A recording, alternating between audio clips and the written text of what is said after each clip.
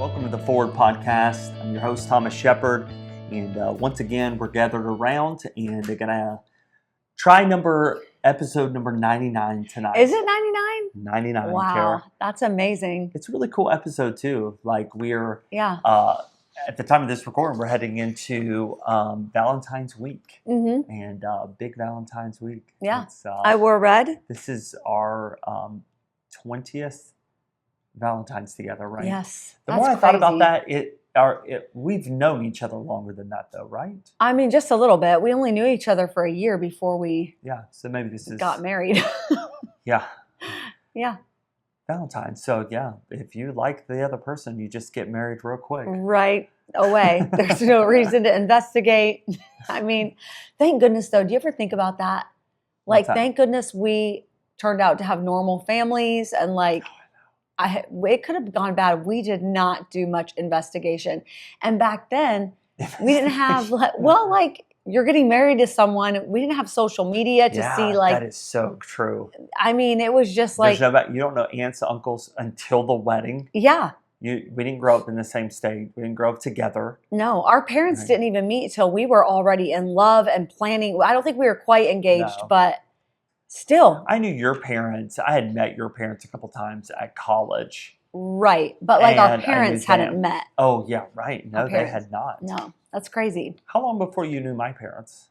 How long have we started liking each other? A while. I mean, we had known each other in college, and then I flew to New Jersey in July. Okay, so like we started dating, like March, or started liking each other in March, and then I met him in July. That's cool. Yeah. What was your first impression of my parents? Oh, my word. I loved them. Oh, did you? Oh, yes. That's cool. Well, everybody loves your mom because she makes a really impressive first impression. And then your dad's just such a gentle spirit. He's just like a classy, just salt of the earth kind of guy. That's cool. He's always come off that way. And that's truly who he is. Like he just is very real, very calm, just, sweetheart. Yeah, that's cool. Yeah, I always love your parents. And I know you love my parents because to this day, my mom likes you more than she does me, for sure. Whatever. No, I do. I remember meeting your parents at college because I knew your brother, Josh, and he introduced us, but you were not with them. You met my whole family before you met me. I did. I was the last one you met. So funny. And now my brother-in-law on my side, he knew you. And we were looking through a yearbook, and he was like, man, I wish this girl, Kari Clayton, would have been here because you sat out a semester or whatever, and then I came in, transferred in. He's like, you would have probably really liked this girl. Yeah. And that was, Todd kind of picked it out for us before we had ever even met. Yeah. And my sister came home from meeting you and said, there's a transfer student there. So he is so cute. You're going to like him. And then I remember when we went back the next semester, we were at that activity before the semester started. Oh, yeah. And you were walking behind us, and she said, that's that guy I was telling you about. Oh, my word. That's Thomas. And I turned around and saw you. That was the first time I saw you. I was like, he's okay. Oh, whatever. You were basically proposing right there. You know what my exact words were? No, huh? Well, a little crass now as adults, but I said, hottest guy here for sure. And she's like, right, I told you. And I was like, oh, yeah. Let's go. That's right. Yeah, and then a year later we were married. Not quite, but I do remember calling your dad, and we started liking each other. We were dating by then, and man, I knew. Like I was talking to my parents, like, we knew pretty quick. My parents loved you. Mm-hmm. They were just, they thought you were amazing. And so then I call your dad, and I'm like, hey, I'd really like to marry your daughter. And, what do I need to do to get your permission? And that was a hours-long conversation. I mean, it was like 2.5, 3 hours. Wow, really? He questioned me on, and he wasn't like mean. Yeah. And thinking back now, he was not belligerent, but he loves his girls, and he talked for so long. Yeah. Then I remember talking to my other brother-in-laws on your side of the family, and Adam got married next to Crystal, and we were talking. I was like, it's 3 hours. He's like, really? It was only about an hour. I'm like, no way. And then by the time it was Jeff, he was like, yeah, you can have her. That's fine. Here's Katie. He got real tired. was like, that's not even fair. The oldest kids have to go through all the firsts. I mean, it's, Yeah. you're third. It doesn't matter. There's 8 kids. I'm still at the top. Oh, that's true. That's true. No, Tara and Talisa, and really Tara, Talisa, me, and Tressa probably for sure had it the worst. Like, even growing up, much more strict, uber conservative. By the time we were kind of all in college or out of the home, Tamara, Teal, Ty, Tesla, and oh my word, they got away with so much more. That's for another podcast. Yeah, good night. They're probably tuning in like, oh, whatever. Yeah. But they know it. They would totally start talking about our younger siblings. They would totally admit it. Good grief. They got away with so much that our kids already say that about the twins, and they're not even grown yet. Tommy's already, really? Oh, yeah. Tommy already says, you guys let them get away with so much. You believe everything they say. Lois does too. Does she? Yeah, remember the whole phone thing? Oh, I had to wait so long. That was kind of true, though. Well, I was like, we didn't trust you. Just give it right back to her. Like, we've had a lot. 20 Valentine's Days together. You did good today. He got me a new necklace. Oh, I just touched the mic. I hope that didn't mess it up. No, you're okay. I got a new white gold diamond necklace. Thank you, babe. Yeah, it's beautiful. I love it. You know the language I speak. I love jewelry. I love everything, though. I told him you could have gotten me a handgun and I would have been just as happy. You did say that, which was weird. Remember Tommy's like, do you have a gun? I'm like, no, I'm just saying, like, I'm content.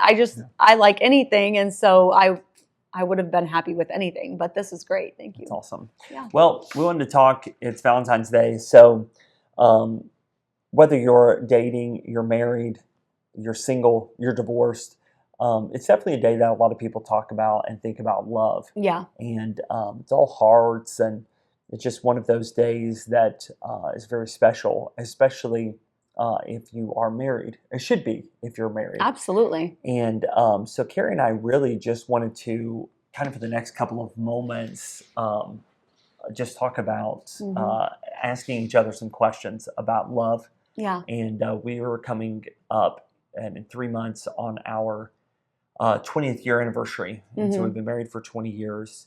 I feel, this is just my heart, that I am more in love with my wife today than I've ever been. Like, you are for sure my best friend. A lot of people say, we just need guy time. We just need, some people, we need alone time, or we need a lot of friends. We need to hang out with friends. I just don't feel like I need any of that. And I don't need alone time. I like to be with my wife. I have a best friend. You are my best friend.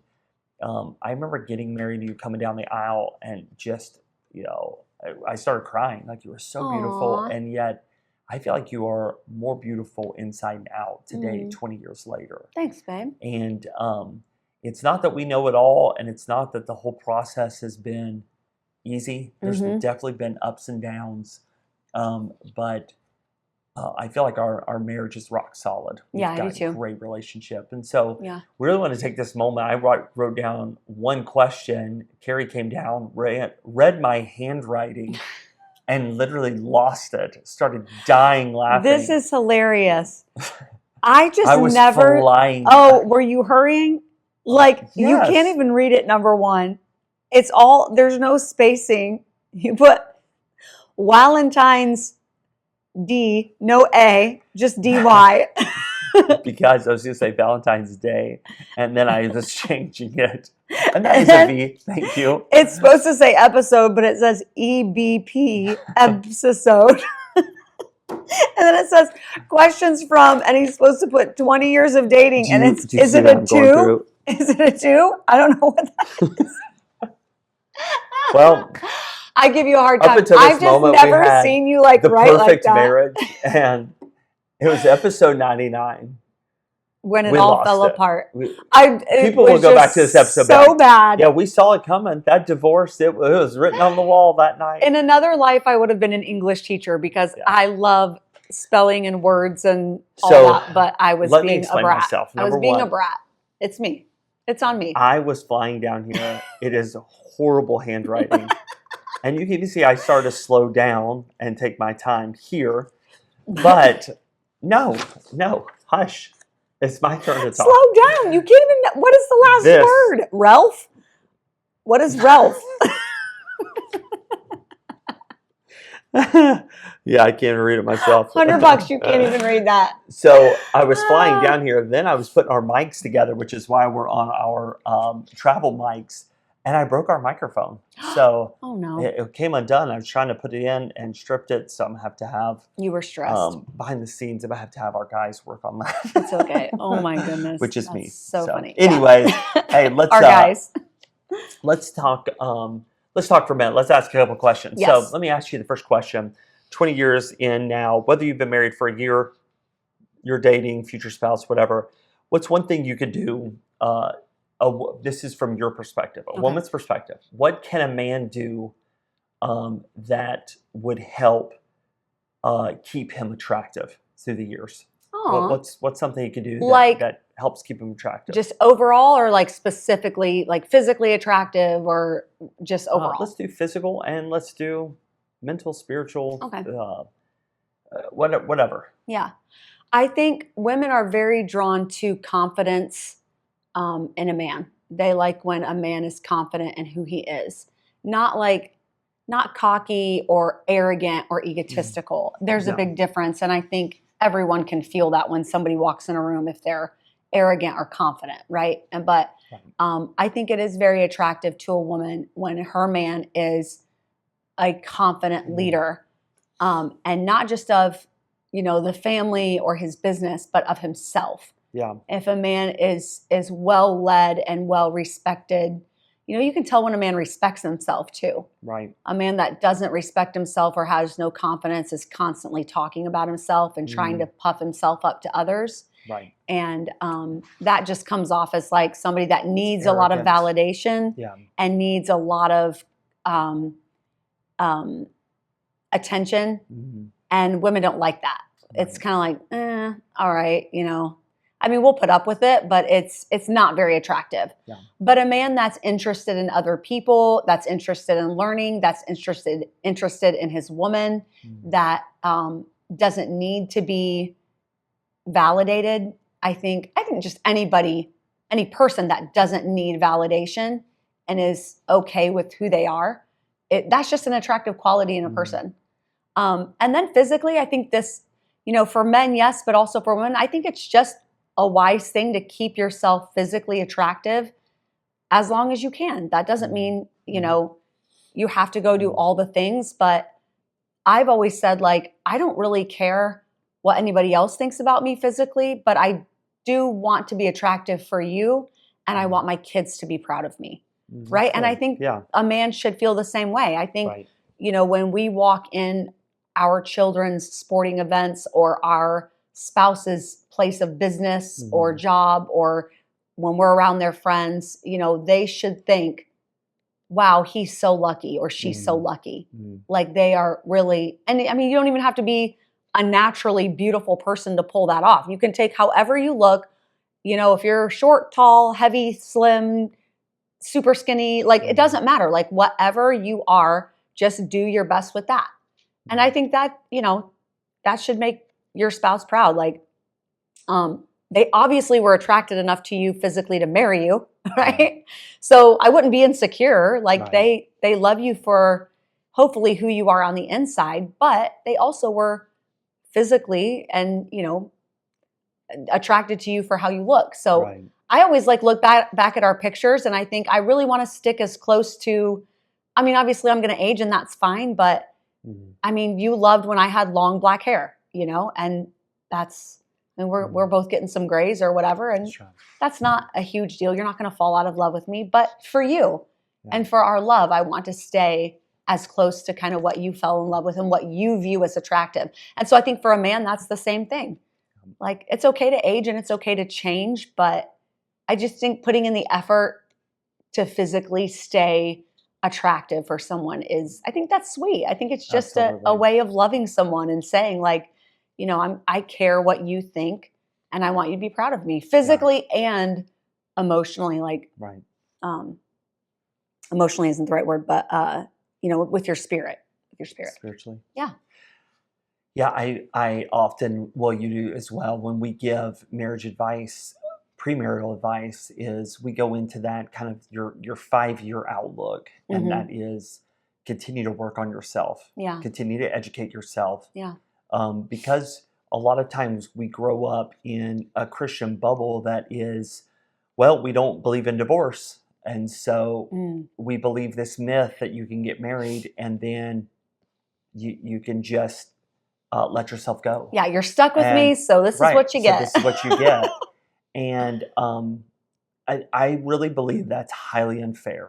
I Mm-hmm. think it's highly unfair to either spouse that is being treated that way. Yeah. It's not like, it's abuse. It's just, that's where a lot of jealousy comes in. Mm. Well, my husband, I saw him looking at, or I saw my wife, she was looking at, or they were Mm-hmm. talking about a movie star, they were this or that. And Mm-hmm. you sometimes you just want to tell people, well, the reason is you are wearing, hey dudes, a jean skirt and a Pooh Bear shirt. And it's like, Oh oh, you're man, supposed to love me. you just got No, specific. no, we got married. You love me. That's not Yeah. how it works. Or, Yeah. I know she was looking at, and it's like, dude, you have not taken care of yourself. Mm-hmm. You're still wearing t-shirts that, are way too small for you now. Your gut is hanging out. You've let go of yourself. Mm-hmm. It's flowers from Food Lion or Kroger on Mm-hmm. Valentine's Day, and you rushed over to get them real quick.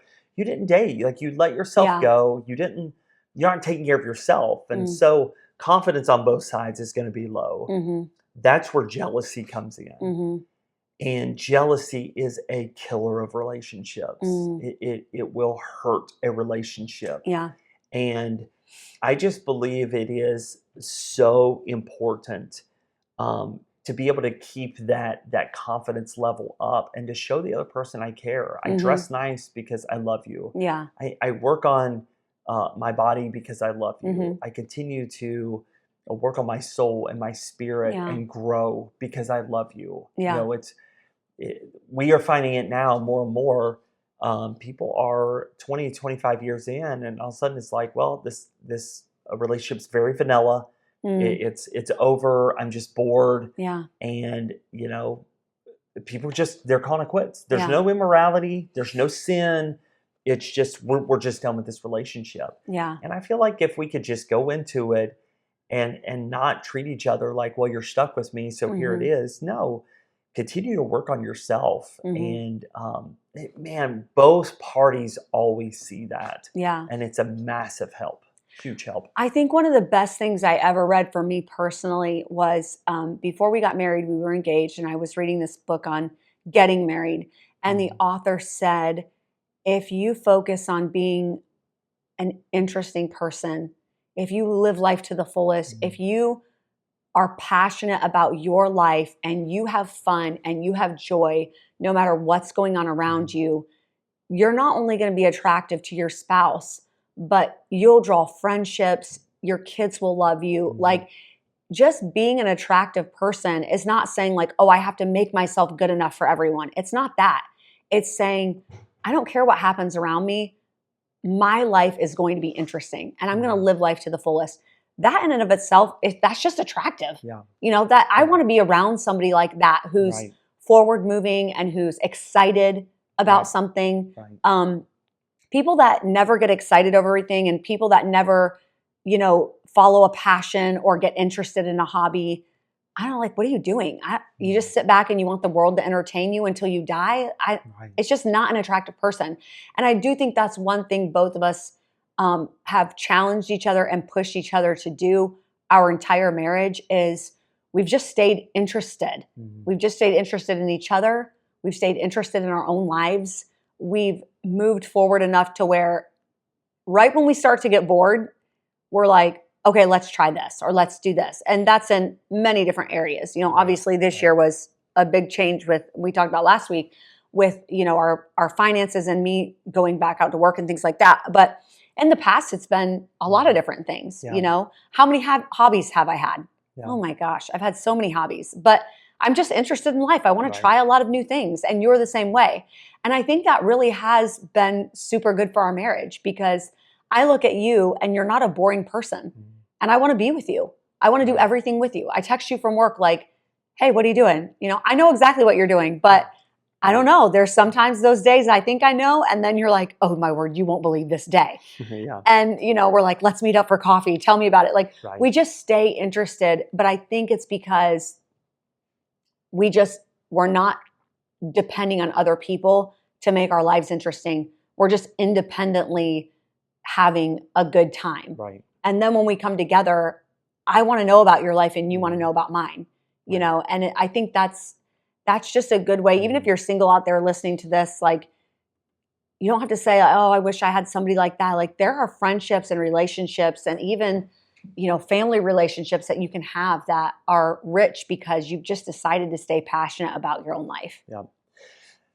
I think there's two ways you could take this. When you're young, you use your imagination a lot. We did as millennials. You played outside, you played in the pool, you know, you had Barbies or G.I. Joes or Batmans or whatever, and use your imagination. A lot of the imagination has been taken from our kids because they're on devices. So they're living through the life of someone else. Yeah. You know, these kids are millionaires because they go on and they just open gifts. They just open toys, and kids watch them open toys. They get 4 million views on YouTube, and they're making a lot of money.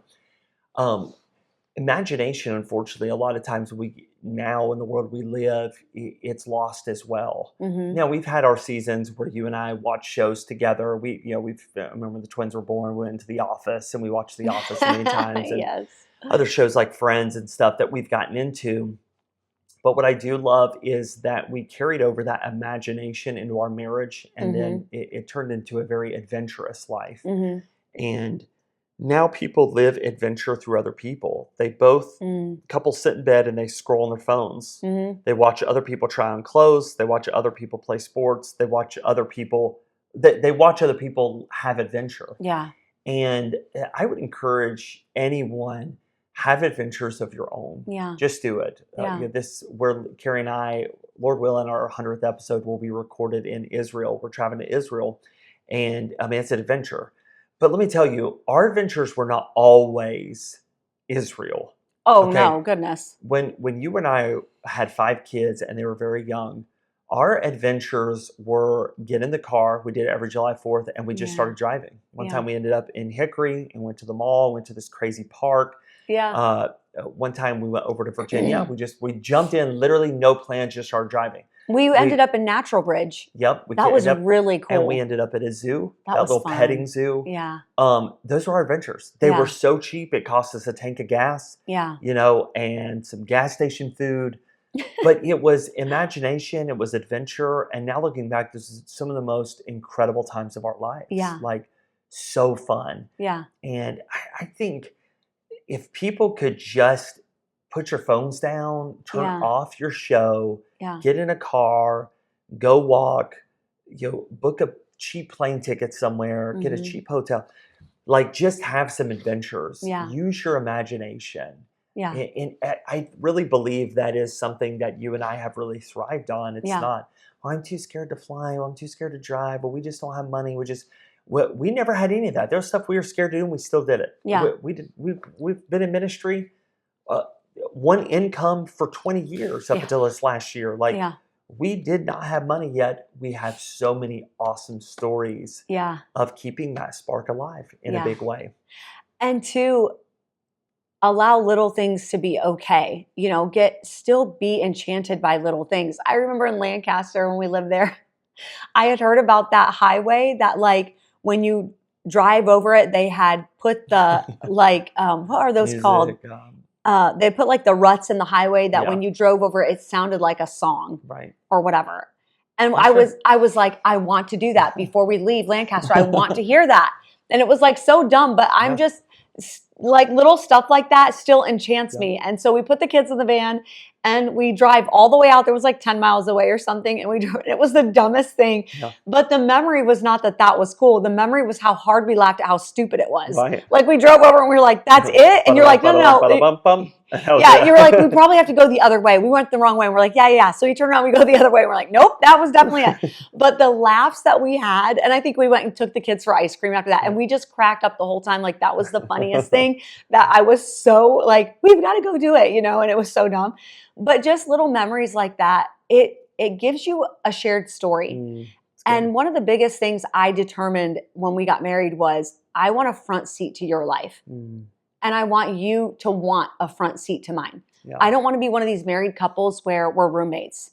Like that's not for me. I didn't sign up for that. I'm not like interested in a roommate, right? I wanted someone who wanted to know about my life because they were so interested in it. And I wanted someone like that for me. And so you have to intentionally take a front seat though. That's right. It's easy to just sit in the back. It's easy to just let you go to work and let me go to work. And we come home at the end of the day and scroll our troubles away, right? Like it is.